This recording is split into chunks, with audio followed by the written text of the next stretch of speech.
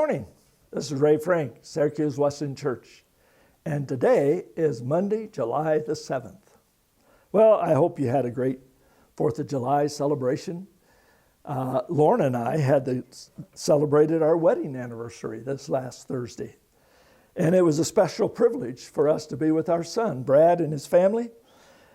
And as I was thinking about that, musing about the opportunity we had to celebrate together, I thought about why do we celebrate anniversaries and birthdays and special occasions?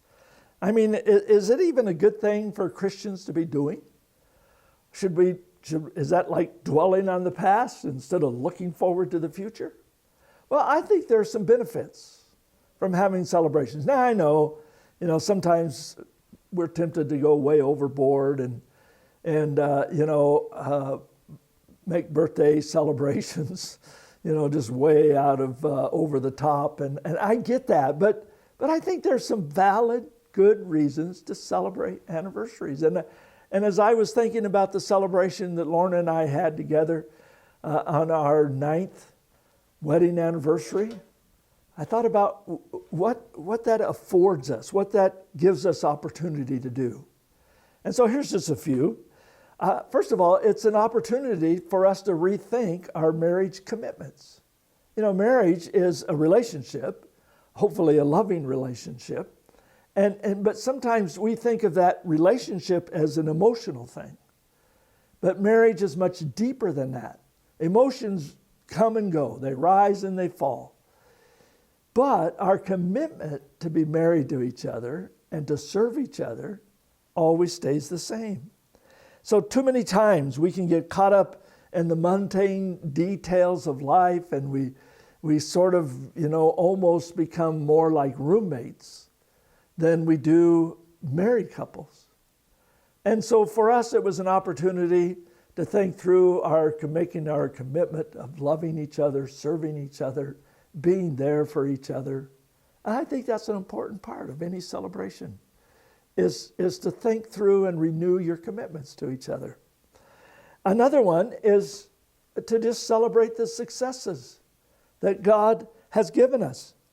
Too many times we are drawn to remember or to focus on just the rough patches, the things that hurt, the failures, the times of brokenness, instead of celebrating the good times together. So why not set aside some time to bring up the memories of good times together? Perhaps a good start would be to try to think of 10 things in your relationship that brings you joy and happiness. Or the 10 funniest things that you ever did together. Or perhaps the 10 most satisfying experiences that you had together over the last year. You see, once you start focusing on those things, it truly can become a celebration. Now, folks, Lauren and I's marriage isn't perfect. There's no such thing as a perfect marriage. But God can help us and help you, if you're married, to have a relationship that you can focus on the good things that happen instead of the things that are a struggle or are uncomfortable to deal with. But thank God, celebrate the good things that are happening. And then I think having those kind of celebrations is a way of an opportunity to affirm that relationships are more important than material things.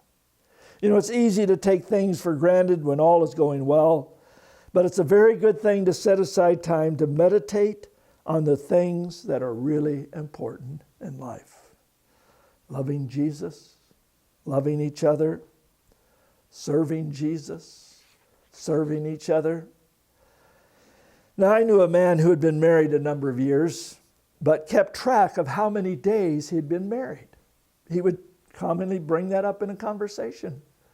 And I was working with him at a conference, and I asked him, I said, why would you do that? Why do you keep track of how many days you've been married? And he said, well, it started during their engagement period, and people would ask him, well, how many days until you're married? And they asked him, it's sort of like a test. Are you really excited about this? I mean, are you really, anticipating getting married to your bride? And he always knew the days. So he decided that if that was some sort of an indication that he really did love his wife and looking forward to get married to her, then he would keep track of how many days they'd been married after the event. And I thought that was kind of intriguing, because I want my wife to recognize that I still am just as excited to be married to her today as I was just a little over 9 years ago. In fact, if you're curious, Lorna and I have been married 3,291 days today. Well, God bless you. Have a great week.